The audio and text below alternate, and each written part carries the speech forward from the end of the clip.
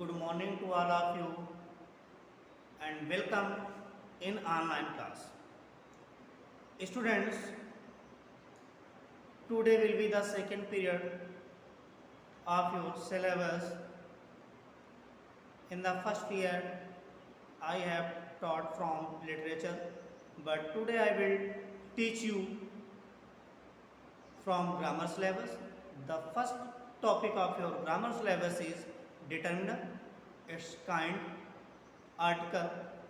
So students, listen carefully, pay attention on board. Everything will be uh, well for you, and this topic is also crucial for you.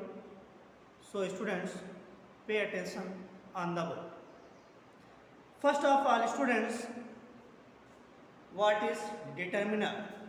How can you say that is determiner or not?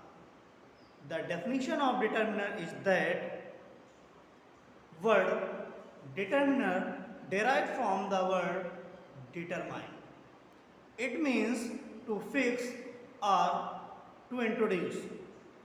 Determiners are those words who introduce noun or pronoun. Determiners are those words who introduce noun and use before noun, that noun.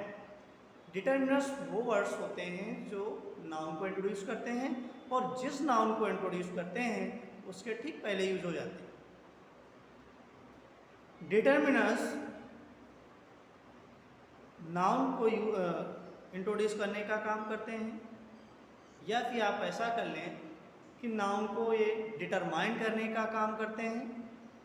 The given noun is singular or plural, that is countable or uncountable. So the definition of determiner is that the words which determine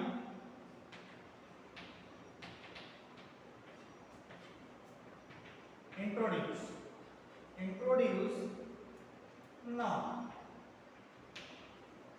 and use before that particular noun. Determiners वो words होते हैं जो किसी ना किसी noun को introduce करते हैं और जिस नाउन को इंट्रोड्यूस करते हैं ठीक उसके पहले यूज हो जाते हैं, जिससे ये पता चलता है कि दैट पर्टिकुलर नाउन जो है वो सिंगुलर है, प्लूरल है, काउंटेबल है और अनकाउंटेबल है. सो स्टूडेंट्स, आपको ये समझ में आ गया होगा. एग्जांपल देख लेते हैं. The cow is grazing. क्या लिखा हुआ है? The cow is grazing. यहाँ पर आपने देखा कि काउ के ठीक पहले एक वर्ड लगा हुआ है द. काउ नाउन है, काउ के पहले जो द लगा हुआ है यही डिटर्मिनर है.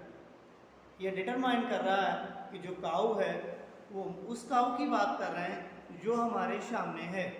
यानी दुनिया में जितनी काउस हैं हम उन सब की बात नहीं कर रहे हैं, हम सिर्फ उस काउ की बात कर रहे हैं, उस काउ को इंट्रोड्यूस कर रहे हैं जो हमारे सामने है और ग्रेजिंग कर रहे हैं, चल रही, घास खा रही.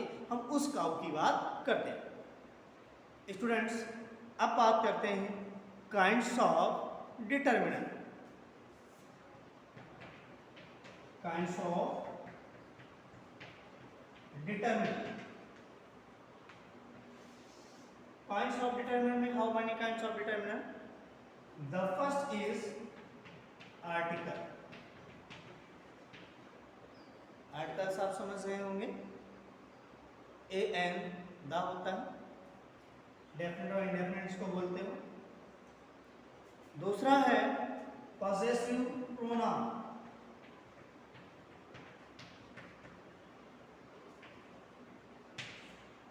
थर्ड है पॉसेसिव प्रोनाउन के बाद आप डिमॉन्स्ट्रेशन का यूज करते हैं.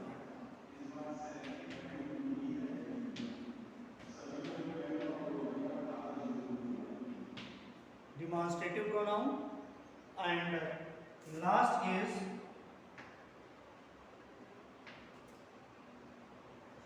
numbers, जिसको न्यूमेरल बोलते हैं। न्यूमेरल एडजेक्टिव भी डिटरमाइंस की तरह वर्क करते हैं। The first student, second student, student noun है लेकिन फर्स्ट सेकंड थर्ड जो प्लेस को बता रहा है। 3 स्टूडेंट्स आर एब्सेंट टुडे, जो 3 वर्ड है ये क्या है, नंबर है। ये भी आपके डिटरमिनेंट की तरह यूज होते हैं। डिस्ट्रीब्यूटिव भी होता है, डिस्ट्रीब्यूटिव प्रोनाउन भी इसमें यूज होते हैं। डिस्ट्रीब्यूटिव प्रोनाउन में each students are is present today, यानी each, every, some, somebody, nobody, everybody, these words are also called determinant. Students, now we will discuss about article. What is article? Article को हम लोग describe कर लें तो आपको ये डेफिनेशन काइंड समझ में आ गए होंगे। अब हम लोग बात करते हैं काइंड्स में से आर्टिकल।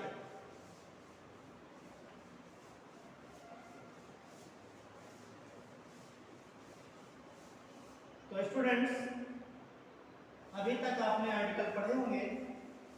आर्टिकल भी कितने तरीके के होते हैं? How many types of article? Article are 2 types. क्या पढ़ेंगे? आर्टिकल। आर्टिकल कितने तरीके से होते हैं? 2 तरीके से होते हैं। एक होता है इंडेफिनिट आर्टिकल और दूसरा होता है definite article.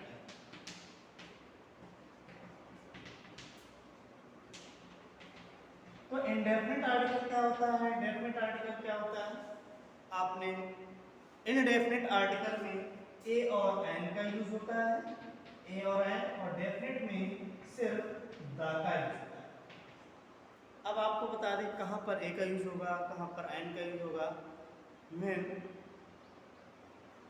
the word given and that particular word pronounced with vowel sound that will be use and।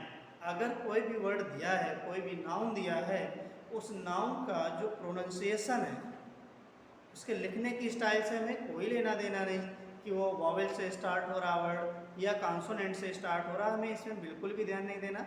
जो कि बच्चे आजकल बहुत इस बात पे ध्यान देते हैं। यही बच्चा समझता है कि जो वर्ड वॉवेल से ए ई आई और ओ से, ए ई आई ओ और यू से स्टार्ट होता है, उन्हीं के पहले हम एन का यूज़ करते हैं। और जो कॉन्सोनेंट वर्ड हैं, कॉन्सोनेंट से स्टार्ट होते हैं, B C D F G H से, इनके पहले हम ए का यूज़ करते हैं। बिल्कुल ऐसा नहीं, ठीक से समझ लीजिए। जब किसी वर्ड का प्रोनाउंसिएशन वॉवेल साउंड के साथ, जब किसी वर्ड का प्रोनाउंसिएशन वॉवेल साउंड के साथ, तो एन का यूज होगा। कॉन्सोनेंट साउंड के साथ होगा, ए का यूज होगा। अगर हम ऑनेस्ट लिखना चाह रहे हैं, ऑनेस्ट लिखेंगे, वर्ड क्या लिखा हुआ है? ऑनेस्ट। स्टार्ट किससे है? कॉन्सोनेंट से, लेकिन इसका जो प्रोनाउंसिएशन है उसको हम लोग पढ़ते हैं ऑनेस्ट। क्या पढ़ते हैं? ऑनेस्ट पढ़ते हैं। तो ये ऑनेस्ट में क्या यूज हुआ? पहला वॉवेल, यानी वॉवेल साउंड दे रहा है, इसलिए ऑनेस्ट के पहले एन का यूज करेंगे, ना कि ए का यूज करेंगे। ठीक इसी तरह से जैसे लिखा हुआ है यूजफुल मैटर, तो यूजफुल में स्टार्ट किससे हो रहा? यू से हो रहा, यानी ये वॉवेल से स्टार्ट हो रहा, लेकिन इसकी साउंड कैसी रहेगी? यूजफुल लिखेंगे तो पहले या बनाएंगे, फिर ऐसे लिखेंगे यूजफुल। अगर हम इसके प्रोनाउंसिएशन की बात करेंगे, साउंड की बात करेंगे, तो पहले या आया है, ना कि पहले बड़ा ओ की मात्रा आई। तो स्टूडेंट्स ये ध्यान से समझ लें कि जब प्रोनाउंसिएशन उसका वॉवेल से होगा तभी एन का यूज होगा। अगर कॉन्सोनेंट प्रोनाउंसिएशन होगा, कॉन्सोनेंट साउंड होगा, तो ए का यूज होगा। यहाँ पर किसका यूज होगा? आई यूजफुल का। द आर्टिकल का यूज क्या होता है? द आर्टिकल होता है आपका डेफिनेट आर्टिकल। किसी भी चीज़, फिक्स चीज़ को डेफिनेट करने के लिए ही द का यूज किया जाता है। अभी हमने जैसे एक लास्ट एग्जांपल लिखा, द काउ इज ग्रेजिंग, यानी उसका पर्टिकुलर काउ को हमने फिक्स कर लिया, डेफिनेट कर लिया कि यही पर्टिकुलर काउ है जो ग्रेजिंग कर रही है, इसलिए वहाँ पर द का यूज हुआ। यूनिक थिंग के साथ द का यूज होता है, रिलीजियस बुक्स के साथ, रिलीजियस रिवर्स के साथ, न्यूज़पेपर नेम के साथ, एरोप्लेन नेम के साथ और ट्रेन के नेम के साथ, माउंटेन रेंजेस के साथ, इन सब के साथ किसका यूज होता है? द का यूज होता है। क्यों द का यूज होता है? क्योंकि ये सारी चीज़ें डेफिनेट हैं और डेफिनेट चीज़ों के साथ डेफिनेट आर्टिकल का यूज होता है। या हम किसी कॉमन नाउन को एक डेफिनेट कर लें, किसी चीज़ को या तो डेफिनेट है या किसी चीज़ को डेफिनेट बना रहे हैं, उन दोनों कंडीशन में आर्टिकल द का यूज होता है। स्टूडेंट्स, अब हम लोग बात करते हैं आर्टिकल के साथ साथ नेक्स्ट सेशन में आपको न्यू टॉपिक पढ़ाया जाएगा। अभी डिमॉन्स्ट्रेटिव और पजेसिव आपका छूट गया, तो स्टूडेंट्स देखिए आर्टिकल के बाद डिमॉन्स्ट्रेटिव देखेंगे।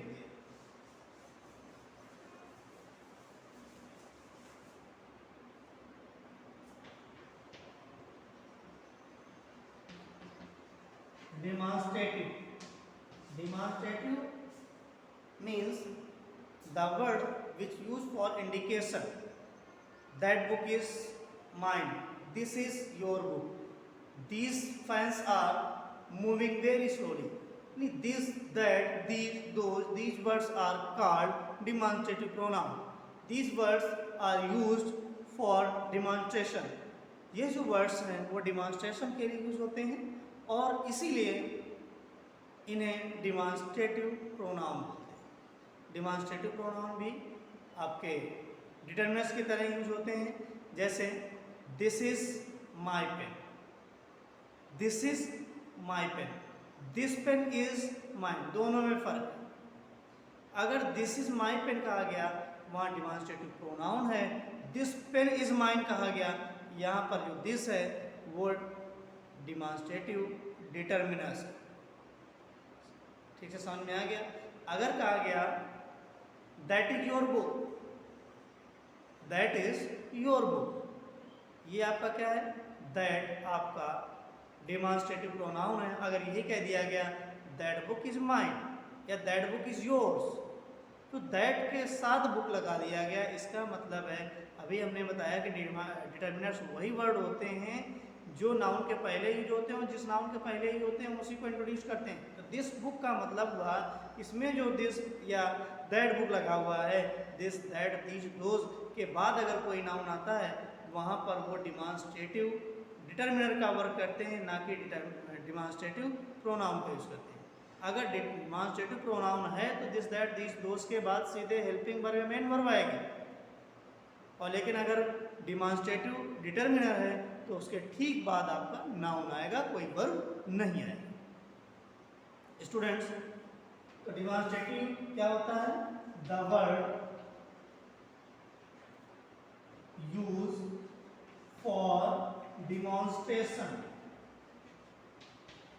Demonstration means instruction,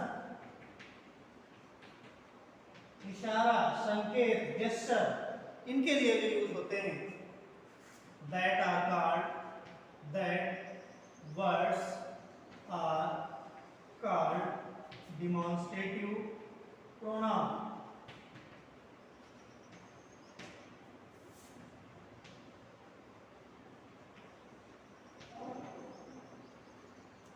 If these words used before noun, that is called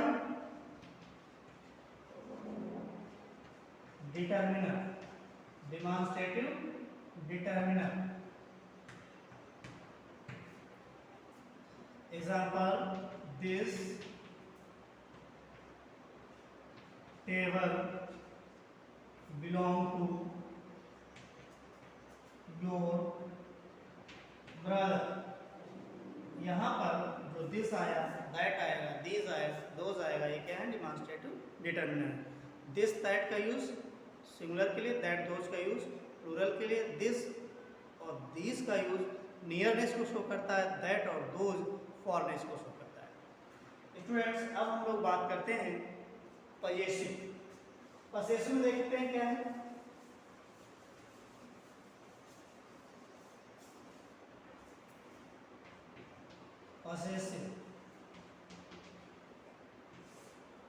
Possessive pronoun are that which show possession with the noun. Possessive pronoun वो वर्ड्स होते हैं जो नाउन के साथ अपना पोजेशन शो करते हैं, अधिकार शो करते हैं। ऐसे वर्ड्स को पजेसिव प्रोनाउन बोलते हैं। इनमें क्या आता है, डेफिनेशन लिख लेते हैं। The words that show their possession with noun, that is called possessive pronoun।